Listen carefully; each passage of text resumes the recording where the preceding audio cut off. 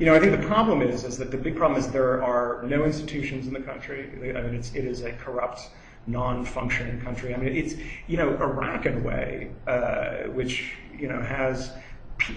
gave the world, people like Kanan Makia, or, there was like a cosmopolitan, big kind of intellectual class. And again, that didn't work. I'm not saying that it did. But compared to Afghanistan, where there doesn't seem to be anything like that, an economy that, we're inheriting not only a war that is, I think, unwinnable. Because we have to, not winnable in the sort of old sense of how America wins wars. But it's also a culture and an economic culture that is in total collapse.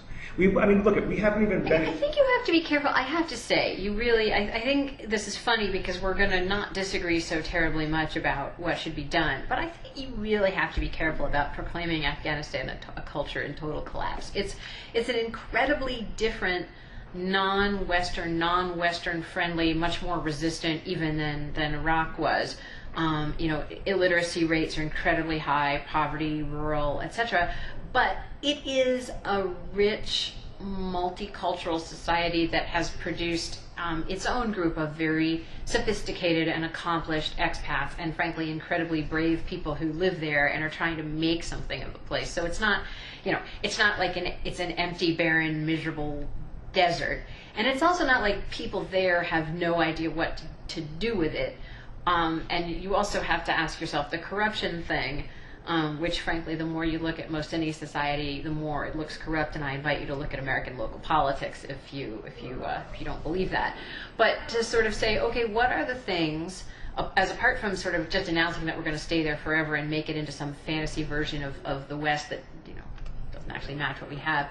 But what are the things that would allow it, or at least parts of it, to function better and more smoothly than they do, and to build on, the sort of traditional structures, both the traditional structures that are still in place, and the very real urges for change and modernization that are coming from. You look at the incredible demand for girls' education, for education of any kind, that Afghan parents, whatever.